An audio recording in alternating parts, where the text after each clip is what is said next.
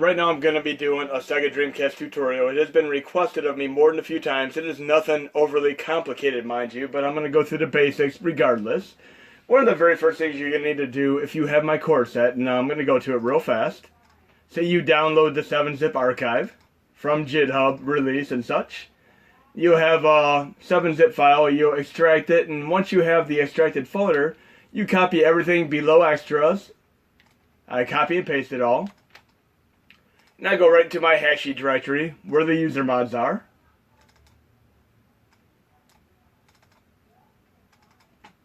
And I'd simply copy and paste. But I've already done this, so I don't have to do it a second time. Then I go into my master BIOS module, etc., libretto, system, and you'd need to create a lowercase, case-sensitive folder called DC for Dreamcast. And within that folder, you put a DC underscore boot bin and a DC underscore flash bin. You're not going to be able to run games unless you have these two BIOS files. But once that's all said and done, you could go into Hacksheet and go to modules, install extra modules. And there are two different ways you can install these. I'll show you both ways. But people don't realize that you could actually highlight these. And I'm going to show you. I'm going to go to Master BIOS module. You can look to the right, and I have pertinent information for every core and HMod that I put in my set. You can scroll right down and read the information. I'm going to go down to Recast, which is what is used to run Dreamcast. Right here, same thing I just showed you. DC folder equal DC underscore boot bin and DC underscore flash bin. So if you have that highlighted, say for instance I'm installing that, I would just highlight it like this. And then I'd make sure I have a Recast. And then you always need to have a RetroArch version, but just one of them. So I'm going to install RetroArch Extreme 173. And then I click OK if I'm installing a 2 NAND with my mini NES or SNES connected to the PC. But the other way you could do this is just go into the core set and just copy and paste what you'd like. And I have Recast, RetroArch, and Master BIOS module highlighted. I'll just simply copy and paste them.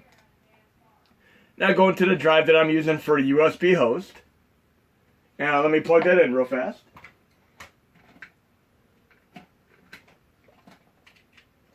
It'll pop up. I'm using ext4 format.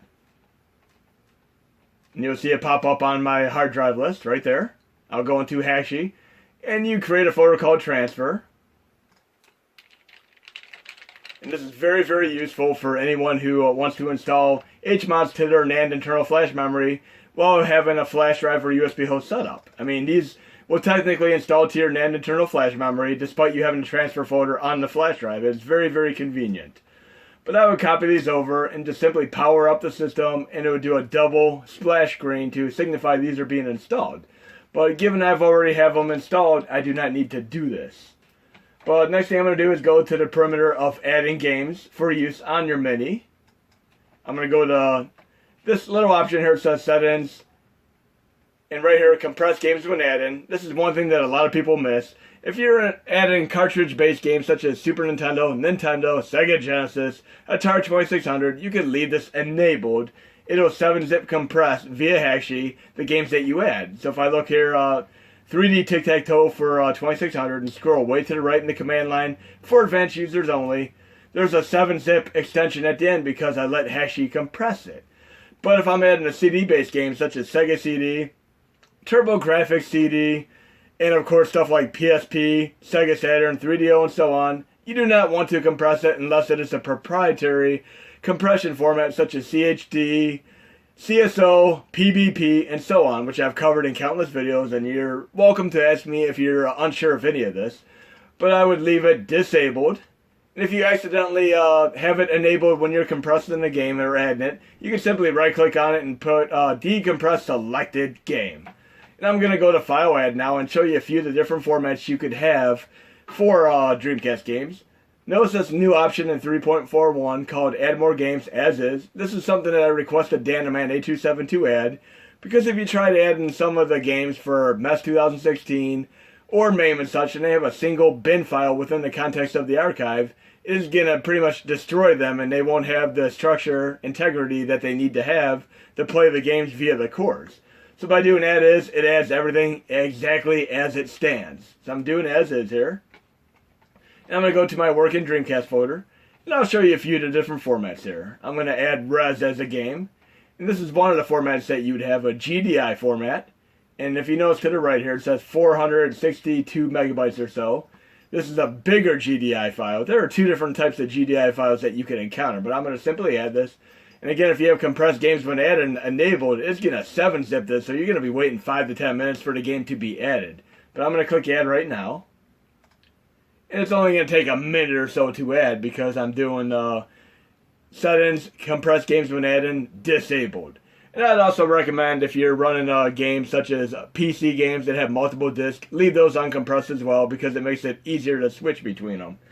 And speaking of proprietary formats, if you go back to the core set, and you go into the extras folder, tools, and I've done videos for all of this in the past of course, but you go to tools. For Sega CD and TurboGrafx CD, you can go into the CHD man folder and simply copy an ISO file in there, for instance. And then you double click the batch file and it'll convert it to an appropriate CHD proprietary format to utilize for Sega CD or TurboGrafx CD. And you can do bin and queue in here or the ISO file directly and it'll convert it to a usable CHD file. And if you look up Easy Sega CD KMFDmatic, you'll find the video right away. And I'll link to it in the description, of course. But again, we're on Dreamcast. I'm going to click close. We have it added. It'll be at the very top. Okay, it's under res now because I previously added it. So I'll go down to exactly where the R is. Typically, if you add a new game, it'll go right to the very, very top.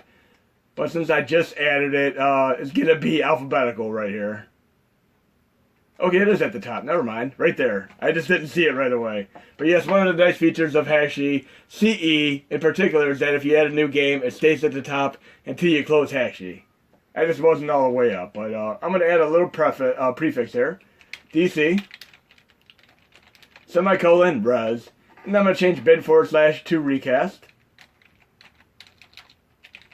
And you notice to the right here where it says res GDI, I don't have a 7-zip compression option on there because I have compressed games when added disabled. Now I'm going to Google for some art. And one thing to take into account, another cool thing is, and I'll show you this on the next game I add.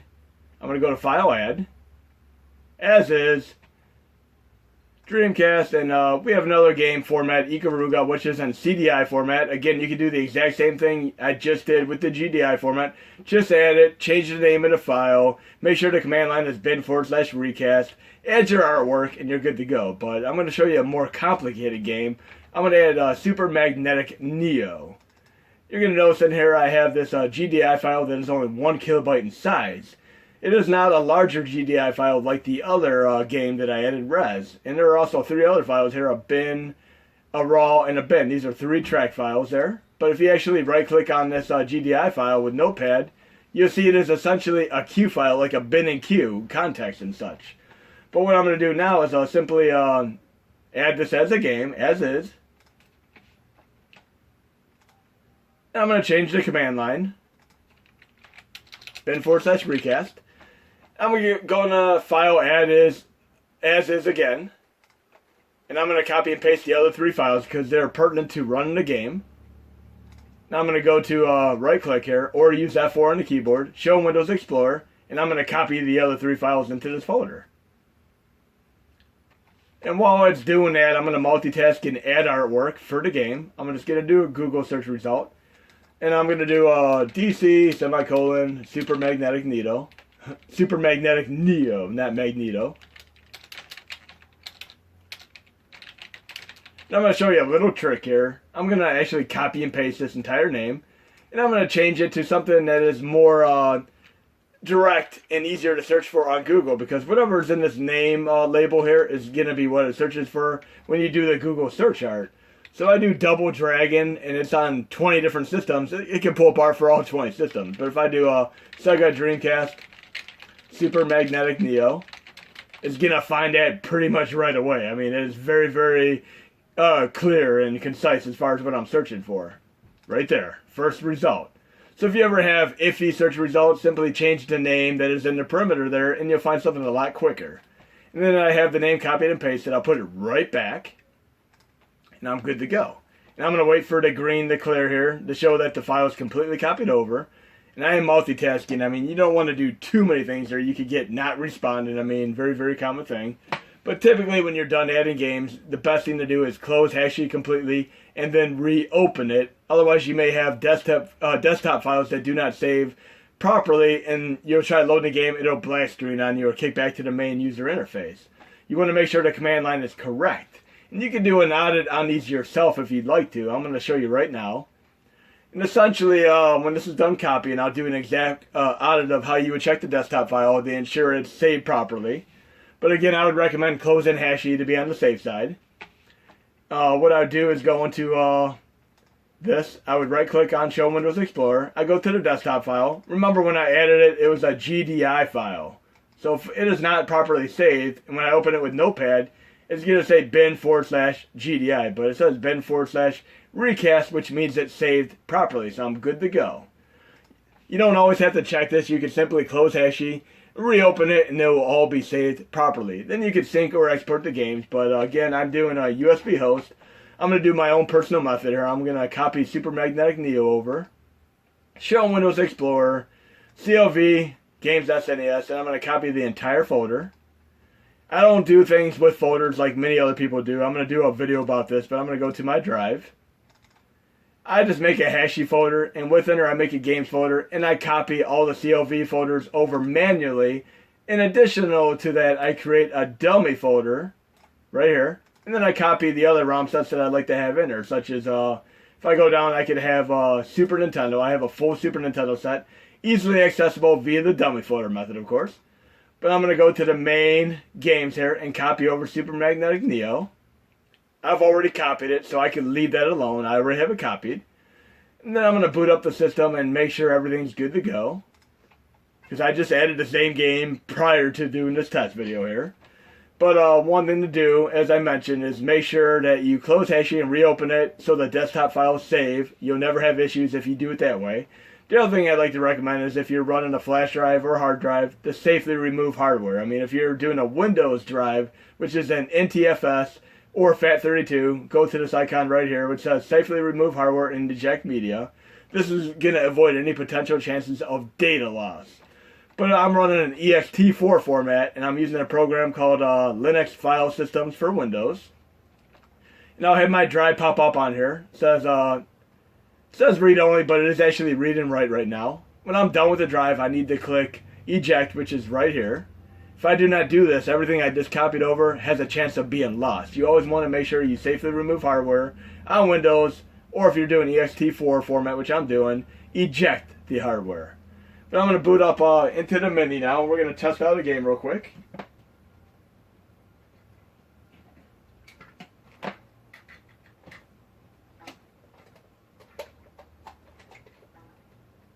Okay. Now powering on.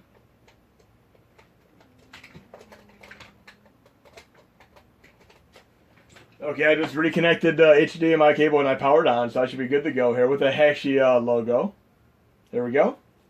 And I'm running ext4 with a solid state drive right now, so it's a very, very quick boot.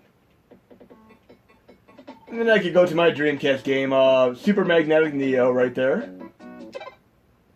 And if everything worked out properly, I mean, I didn't close Hashy and reopen it, but like I said, that's the best thing to do. Always close Hashy, then reopen it before you sync, export, or copy over games, because there is always a chance your desktop file might not save the command line argument properly or keep your games in order. I mean, you can go to the main user interface, and despite having a prefix, the games may be completely out of order. So I'm going to try out the Super Magnetic Neo for a quick moment. And this game doesn't run incredibly fast. I mean, there's a trial and error thing as far as which games run fast or not, but it's still cool to see. And I'm going to do a compatibility list and share my results, and hopefully you guys and gals will share your results as well. But this is Dreamcast's take on a Mario 64 style game, of course. New game. I was trying to load a game without having a game there. Okay. But yeah, some games run near full speed, other games are a little bit slower, but again, it's trial and error as far as which games run well. But I am going to be releasing a performance upgrade this weekend you'll be able to play more games at a better frame per second. I mean, could be much worse.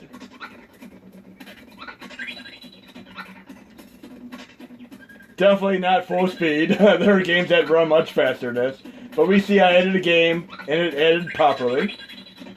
Now I'm going to exit back to the main user interface, and I'm going to do the other method of pulling up a game, the dummy folder method, which I showed you. And typically I would have RetroArch as the main user icon here, but I'm just going to open up anything else here. I'll open up, say, an NES game, because once I open up RetroArch, I'm in. So I'm going to open up an NES game. We'll do Rambo. I just need to do it to get RetroArch open, then I can switch right to the Dreamcast core. But I do RetroArch from the main user interface as well. So I'm going to open up RetroArch, load core. I'm going to do Sega Recast. Load content, start directory, dummy. I'll go to my Dreamcast folder. And I will try adding another game real quick.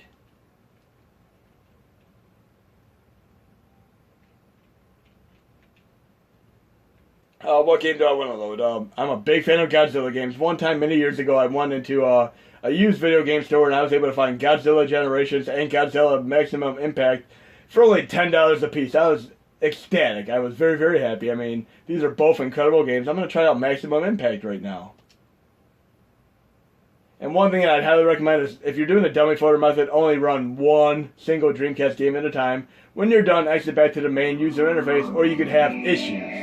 You may have the core freeze on you, or RetroArch freeze on you. So when I'm done with this game, I'm simply going to exit back to the main user interface, and then I could reload RetroArch and load another game dummy folder method-wise. And if you're doing in-game saves, I would recommend running them from the main user interface to avoid issues. If you want to save a game, like in my other Dreamcast video that I'm uploading, make sure you run it from the main user interface. Dummy folder is good for a quick pick-me-up game such as Daytona USA and such.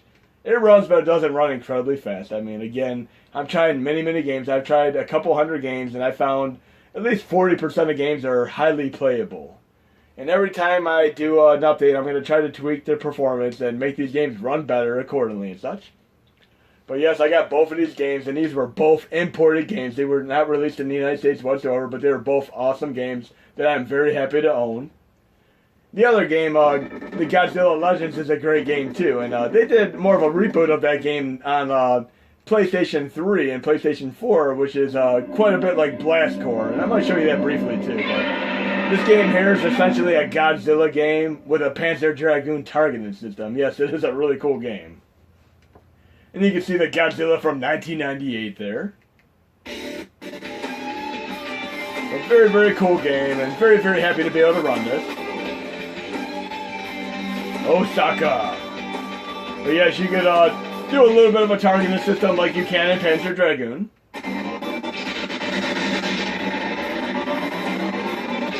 Very cool game. And I've always been a fan of this game. And at the enemy stage, you fight the various monsters like Mecha Godzilla and so on.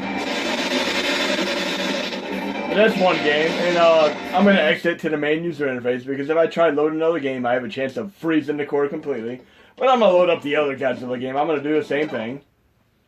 If you want to add RetroArch as a main home icon, you can simply go into the extras folder, which I showed you a few minutes ago, into the Hashi folder, and add Clover SNES as a game, and you'll have a RetroArch icon on your home user menu. But I'm going to do load core again.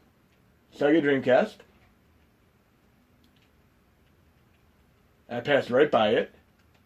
Load content. Again, only do one game at a time via this method to avoid any issues. Start directory, dummy, Dreamcast. And I'm going to load the other Godzilla game. Now, I'm a big fan of the company Rare, and they made this fantastic game many years ago called Blast Core. And another game that is much like it is actually Godzilla on Dreamcast, Godzilla Generations. And I'm going to load this up right now. And there are various levels. You have to basically get to the end of the stage and stop a missile carrier truck from blowing up the entire stage, as well as destroy everything in the stage. And you have missions that are a little bit like that in this Godzilla game. And it starts out like it's a very slow game. I mean, it has a combination of elements that you'd see in a game such as Blast Core and or Rampage, but if you play the game and actually get into the nitty-gritty of the game, you can unlock various Godzillas from the movies. I mean, you even unlock the 1998 Godzilla later on in the game, and he moves fast. Or she moves fast, whichever you like to see. But I'm starting this game out. 1998. And again, they did a reboot of Godzilla on the more current gen systems, and it very much reminds me of this game here.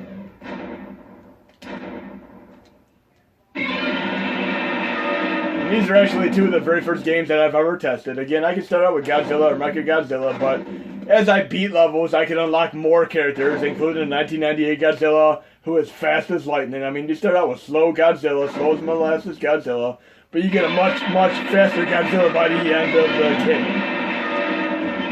And you get various missions, such as simply destroying the entire stage, I mean, time limit stuff. It's very cool. But yes, I can start out as slow Godzilla. And the game really doesn't run much faster than this on the real Dreamcast. It is just Godzilla starts out as a slow character. But when you get a Godzilla from 1998 movie, she moves very, very fast. And you have the elements like Blast Core where you can destroy the buildings. A little bit of the Rampage feel to it. Very, very cool.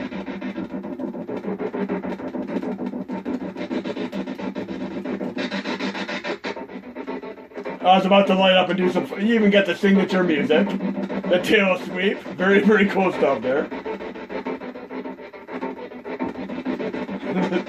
I had a lot of fun playing this. I actually played it for probably 3 or 4 hours until I beat the entire game when I got it initially. But yes, it is very, very addictive, unlocking the various characters in the game. Again, when I'm done with the game, I would just simply exit to the main user interface and I'm good to go. But the